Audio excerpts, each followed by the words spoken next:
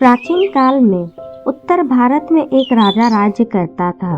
राजा अपने राज्य में हंसी खुशी से रहता था।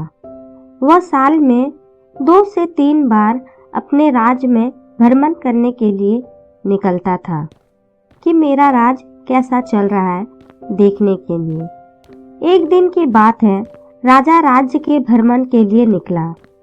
थोड़ी दूर जाने के बाद पास ही के गांव में एक किसान अपने खेतों में काम कर रहा था। उसी समय राजा उस रास्ते से गुजर रहा था। किसान को देखकर राजा ठहर गया और किसान के पास गया और उससे बातें करने लगा। क्यों भाई, कैसे हो? कैसे चल रही है तुम्हारी खेती? और तुम एक दिन में कितना कमा लेते हो? ठीक हूँ सरकार, आपकी कृपा से। और मैं एक दिन में केवल 4 आने ही कमा पाता हूँ। राजा ने किसान को हैरत से देखा और पूछा, 4 आने? उन 4 आने का क्या करते हो? किसान ने बड़ी नरमी से जवाब दिया, सरकार, एक आने से मैं खाना खाता हूँ, दूसरा आने को उधार देता हूँ, तीसरे आने से कर्ज चुकाता हूँ और चौथे आने को कुएं में फेंक देता हूँ। किसान की बात सुनकर राजा बहुत अचंभे में पड़ गया। उसे किसान की बात पहली जैसी लगी। वह उसका ठीक ठीक मतलब नहीं समझ सका। उसने किसान को इसे स्पष्ट करने को कहा। किसान ने कहा, राजा जी, पहले आने से मैं अपने और अपनी पत्नी का भरण पोषण करता हूँ। दूसरा आने से मैं अपने बच्चों को खिलाता पिलाता हूँ, अर्थात उधार देता हूँ। समय आने पर वे मेरा भरण पोषण करके उसे चुकाएंगे। तीसरे आने से मैं अपने माता पिता को खिलाता हूँ, अर्थात उनका कर्ज चुकाता हूँ।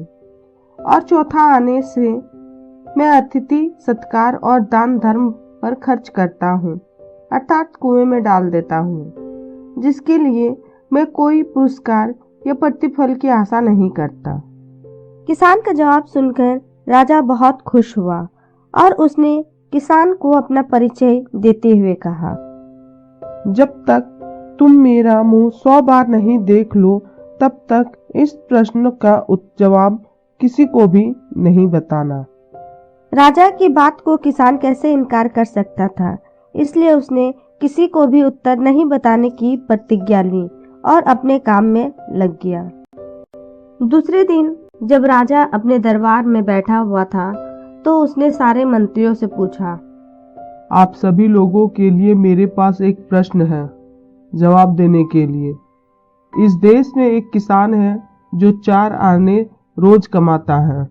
पहला आना खाना खाता है, दूसरा उधार देता है, तीसरा कर्ज चुकाता है और चौथे आने को कुएं में डाल देता है।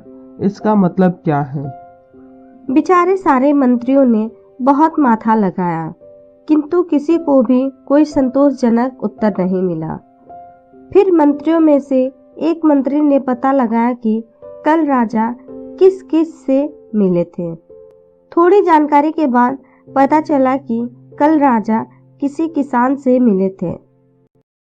मंत्री उस किसान के पास गया और राजा ने जो प्रश्न पूछा था उसका उत्तर बताने की प्रार्थना की। तो किसान ने कहा, मैं उत्तर जानता हूँ, किंतु मैं तब तक नहीं बता सकता जब तक राजा का मुंह 100 बार नहीं देख लूं।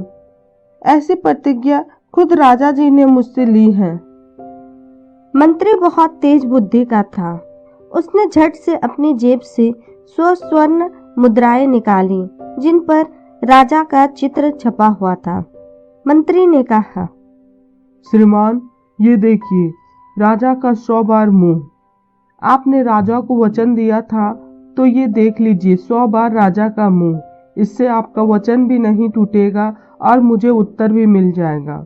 और ये 100 स्वर्ण मुद्राएं आपके हुए। किसान ने उन मुद्राओं पर राजा का चित्र देखकर प्रश्न का उत्तर बता दिया। अगले दिन मंत्री ने राजा को प्रश्न का उत्तर बता दिया।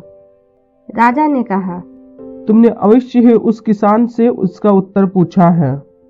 फिर राजा ने उस किसान को बुलाया और पूछा, तुमने मुझे वचन दिया था, तुमने अपनी प्रतिज्ञा क्यों नहीं निभाई?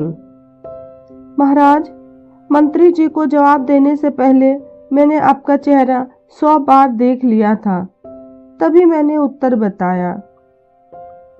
किसान ने 100 स्वर्ण मुद्राएं राजा को दिखाए जो मंत्री ने दिया था। राजा यह देखकर बहुत प्रसन्न हुआ और राजा ने किसान को और 100 स्वर्ण मुद्राएं दी और किसान और मंत्री की चतुराई पर मन ही मन खुश होने लगा। भानपुर गांव में रंजीत नाम का एक व्यक्ति रहा करता था। वैसे तो रंजीत पैसे से एक किसान था, पर खेती करने के लिए उसके पास खुद का कोई खेत ही नहीं था। वो दूसरों के खेतों में काम करके अपना गुजारा किया करता था।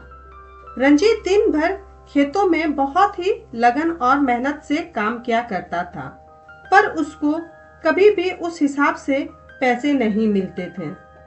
अरे मालिक, सिर्फ 100 रुपया। मैंने दिन भर बहुत ईमानदारी और मेहनत से काम किया है।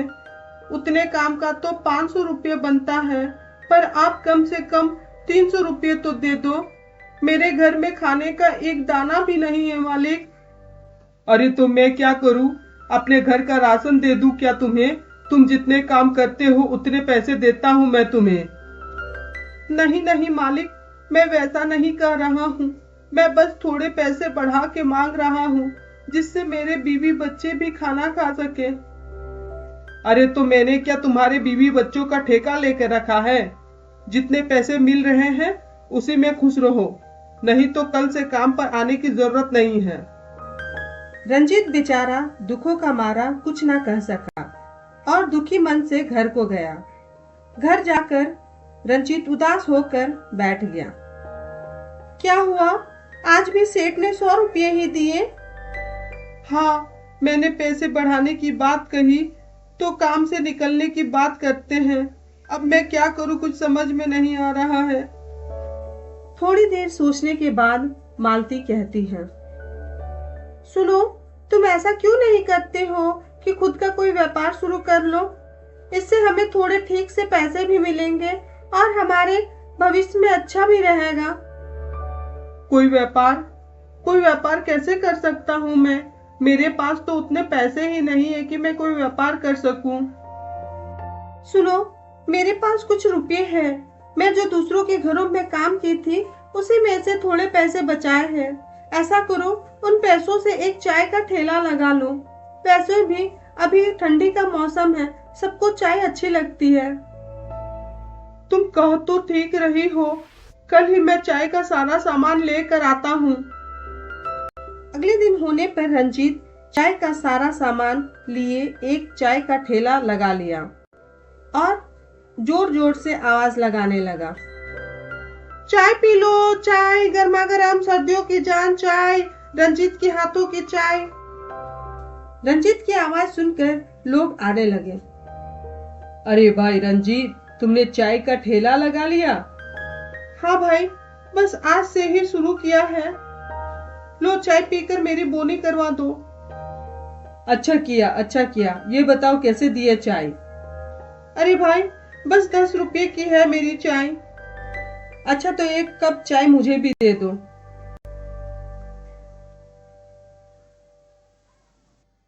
अरे रंजीत, तुम तो कमाल की चाय बना लेते हो, बहुत ही अच्छी चाय बनी है। रंजीत बहुत अच्छी चाय बनाता था और धीरे धीरे उसके चाय के चर्चे पूरे गांव में होने लगे और उसके ठेले पर सारे लोग चाय पीने आने लगे। कुछ ही दिनों में रंजीत की अच्छी कमाई होने लगी। देखो मालती, आज कितने पैसे बचे हैं चाय से। कल इन पैसों से कुछ बिस्किट लाऊंगा और उन्हें भी बेचूंगा। रंजीत की सारी बातें उसका पड़ोसी शंभू सुन रहा था और वो घर जाकर अपनी पत्नी को कहता है, देखो वो रंजीत कितना आगे बढ़ने लगा। ऐसे में तो वो धीरे धीरे हमसे भी बड़ा आदमी बन जाएगा। ऐसा क्या करूं कि उसका चाय का व्यापार ठप हो जाए।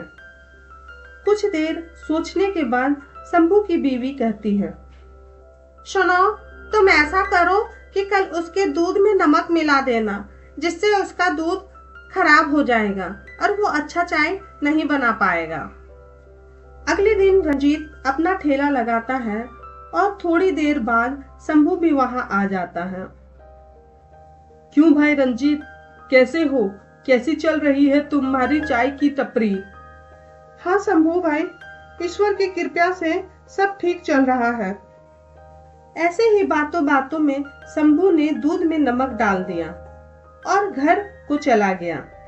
रंजीत ने चाय बनाया और सारे लोग चाय पीने आए, पर आज चाय अच्छी नहीं बनी थी।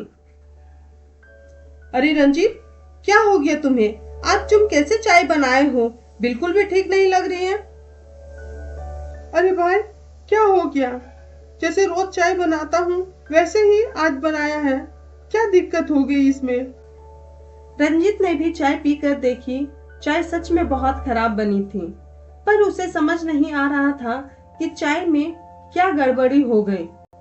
इसी तरह शंभू रोज रंजीत के ठेले में आता और रोज उसके दूध को खराब करके चला जाता, और इसी तरह से धीरे धीरे करके रंजीत के ग्राहक जाने लगे और अब उसके ठेले में कोई नहीं आने लगा, और अब धीरे धीरे उसके बचाए हुए पैसे भी खत्म हो गए और अब पहले की तरह रंजीत बेरोजगार हो गया। देखो ना मालती, क्या हो गया? हमारा अच्छा खासा व्यापार ठप हो गया। अब मैं क्या करूं? कुछ तो गलती हुई है हमसे, जो हमारा चाय का ठेला बंद हो गया। पर तुम चिंता मत करो, ऐसा करो तुम मटर की खेती कर लो। घर में कुछ मटर पड़े हैं, उसे ही फुलाकर खेतों में बो देते हैं। खेती? पर हमारे पास तो कोई खेत ही नहीं है, तो हम खेती कैसे करेंगे? हाँ, खेत तो नहीं है, पर हमारे घर के पीछे जो जमीन है उसी में हम मटर उगा सकते हैं। वैसे कह तो तुम ठीक रही हो, पर वो जमीन उपजाऊ नहीं है, उसमें अच्छी फसल नहीं होगी। हमारी सारी मेहनत बेकार हो जाएगी। अरे बाबा, तुम कर्म करते जाओ, फल की चिंता मत करो। और मेहनत से तो चट्टान भी टूट जाता है, ये तो बस जमीन है। मालती की बातें सुनकर रंजीत उत्साह से भर गया और दूसरे दिन होने पर दोनों खेत गए और खेत की मिट्टी को अच्छे से खोदने लगे और खेत को खोदकर मटर बो दिए। कुछ दिन गुजर गए, पर उनमें से मटर के पौधे नहीं निकले। देखो, मैंने कहा था ना, ये जमीन उपजाऊ नहीं है। हमारी सारी मेहनत बेकार चली गई। अजी, तुम इतना उतावला क्यों हो जाते हो? हम मेहनत करते रहेंगे, और अगर इसमें पौधे नहीं आएंगे तो वो हमारी किस्मत होगी। रंजीत और मालती मेहनत करते गए और थोड़ी दिनों बाद पौधे निकल आए। देखो जी, पौधे आ गए, तुम खामखा घबरा रहे थे। दोनों बहुत खुश हुए और देखते ही देखते पौधों में से अच्छे मटर निकल आए, जो बहुत मीठे थे। देखो, मटर कितने मीठे हैं, इसे ले जाओ बाजार और बेच कर आओ। रंजीत मटर लिए बाजार गया और ठेले में उसे बेचने लगा। ताजे और अच्छे मटर होने के कारण उसके मटर थोड़ी ही देर में सब बिक गए और उसे अच्छे पैसे मिले। शंभू ये सब देखकर जल भुन गया, पर इस बार वो कुछ भी नहीं कर पाया, क्योंकि इस बार वो उसके घर जाकर कुछ कर नहीं सकता था। रंजीत की पत्नी बहुत ही चालाक और समझदार थी। वो जानती थी कि इनकी तरक्की सबको पसंद नहीं आएगी, इसलिए वो अपने घर पर किसी को भी आने नहीं देती थी। और अब धीरे धीरे मटर बेचकर रंजीत की आर्थिक हालत ठीक हो गई और दोनों अब खुशी से रहने